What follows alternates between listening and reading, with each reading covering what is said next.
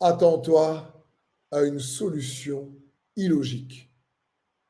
Comprenons bien, il est important pour nous de garder la foi en se rappelant que Dieu non seulement est capable de répondre à n'importe quel de nos problèmes, il est capable d'apporter une solution, quels que soient nos problèmes, mais qu'il est important aussi pour toi, pour moi, de le laisser faire à sa manière. Et sa manière est souvent illogique. Les solutions qu'il amène avec sa puissance surnaturelle dépassent souvent notre capacité nous-mêmes à essayer de programmer, de réaliser notre propre film de comment il va répondre. J'aimerais t'inviter à laisser le Seigneur préparer et amener la solution à tes problèmes dans ta vie à sa manière.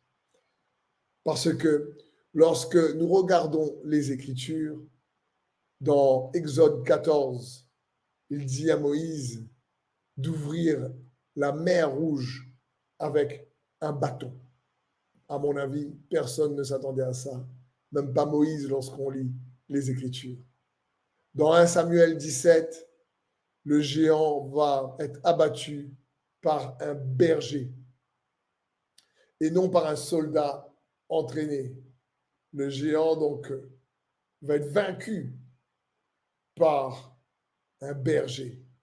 Dans Marc 6, par exemple, on voit qu'il multiplie les poissons et les pains pour nourrir des milliers de personnes.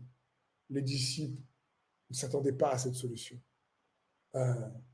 Dans 2 Rois 6, magnifique histoire où il fait surnager le fer de la hache qui tombe dans l'eau avec un bout de bois. Le prophète Élisée jette un bout de bois dans l'eau parce qu'un de ses collaborateurs a fait tomber le fer de la hache dans l'eau et il jette un bout de bois et le fer surnage, comme on dit. Dans 2 Rois 4, il dit à la veuve, t'inquiète pas, il va annuler des dettes avec des vases d'huile. Je veux dire, dans Matthieu 17, il va faire en sorte de dire à Pierre, écoute, pour payer la taxe du temple, euh, va pêcher un poisson et tu vas trouver une pièce dans sa bouche et paye la taxe. Bref, je pourrais prendre beaucoup encore d'exemples dans les Écritures. On voit que le Seigneur apporte toujours des solutions qui viennent réellement bousculer notre entendement. En réalité, des solutions qui dépassent notre capacité à raisonner, des solutions qui, pour notre logique, n'est pas logique. Je veux dire, tuer un géant avec un adolescent berger, personne ne s'attendait à ça. Je veux dire, nourrir une foule avec 5 pains et 2 poissons, personne ne s'attendait à ça. Et il est bon pour nous de nous rappeler ces choses-là. Je voulais te rappeler ça parce que moi, ça me rappelle que oui, il faut s'abandonner à lui et de garder la foi en Christ Jésus. Je vais te rappeler ça et t'inviter à penser à ton problème et peut-être même te dire, et toi, c'est quoi ton problème? Problème peut-être de finances et il a toujours une solution.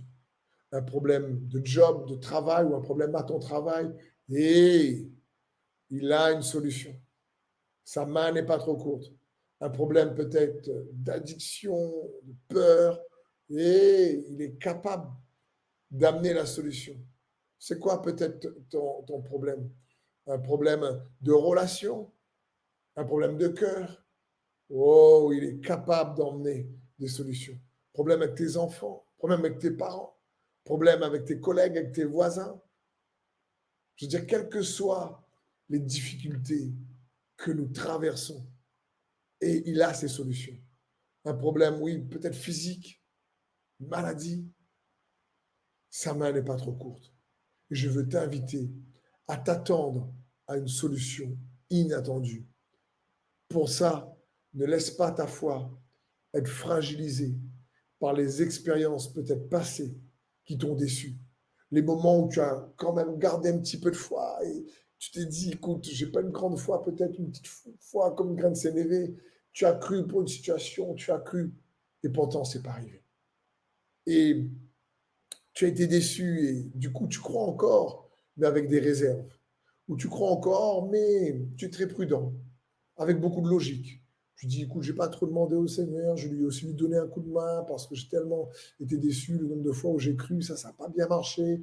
Donc, je crois un petit peu, mais je vais aussi pas trop croire en même temps au cas où, parce que je ne vais pas souffrir la déception.